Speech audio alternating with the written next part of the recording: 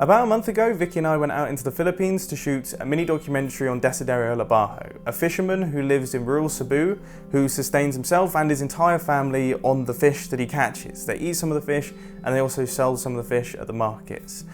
Now this was a really interesting story to capture. I absolutely loved the experience and it released onto YouTube I think about 3 weeks ago now, and the response has been fantastic. I just want to say a massive thank you for the huge amount of support that we got down in the comment section. A lot of you seem to have really enjoyed it.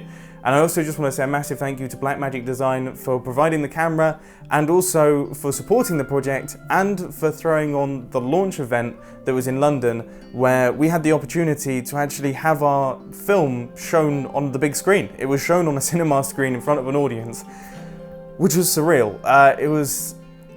I don't know how to describe it. It's something that I've never really experienced before. I couldn't believe that we were sat in an audience of people that were all focused on this screen, showing something that we had actually created. Yeah, it's not something that I'm going to be forgetting anytime soon, that's for sure. But anyway, that's enough of that. I thought we would take the opportunity today to run through the rig that we actually used to shoot this video, because I know that a lot of people have been asking me about it down in the comment section, so I thought I would just kind of mention some of the bits and pieces that we added to our Blackmagic Pocket Cinema Camera 4K to actually film it. First off, it was a pre-production camera and there were no cages and there weren't really any rigging accessories that were available for it yet. So our entire setup was very homemade and very bootleg, and we kind of had things hanging off everywhere. But the first thing that I thought would be useful was an external monitor, because of course we're going out to the Philippines, it's very bright, it's very sunny. I thought it'd be good to have a bright monitor mounted onto the camera just to make sure that we could nail the focusing and nail the framing. So we were using the Small HD 702 Bright, and that was attached via a Naga arm to the rods that we had mounted up on the bottom of the camera, and then that was all being powered by a Hawkwood mini V-Lock battery. Now it was always my plan that we would also power the camera off of this battery.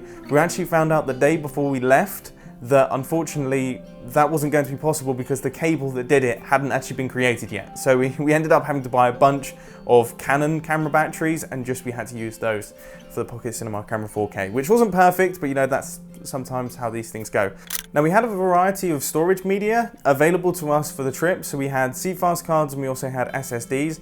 And for the most part, we were actually filming onto the SSDs. The CFast was always on the inside of the camera, but the SSDs were like our workhorse. The CFast was kind of a backup just in case something happened to the SSD or if we ran out of space on the SSD. And that was, I say mounted very loosely, it was kind of just taped onto the top of our V-Lock battery, and then we had the USB-C cable running around into the side of the camera, and that setup worked perfectly.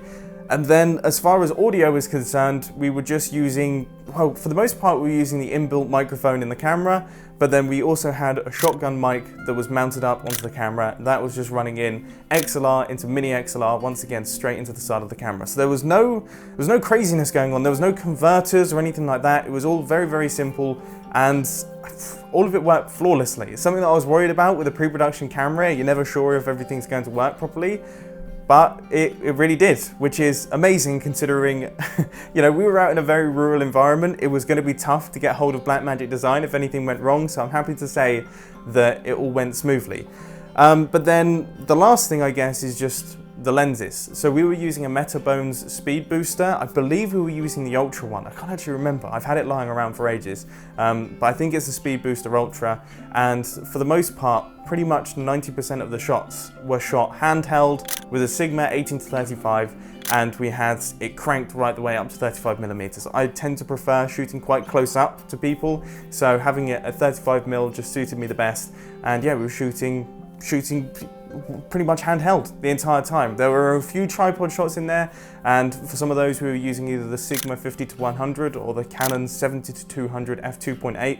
But as I say, for the most part, Sigma 18-35 f1.8 lens, and it was a nice little rig. It was quite a compact little rig. It was relatively light. It was really easy to carry around, and I never felt limited by it in the slightest. And that's kind of that's what you want from a camera. You don't want to feel like you're being limited by the camera at all. You just want to be able to get in there and start filming, and that's definitely something that our Pocket Cinema Camera 4K rig did. So really happy with it, and I'm really happy that you guys enjoyed the video. I personally am very proud of it. So thank you everyone for all the kind words and the support, and I look forward to making more content like that in the future.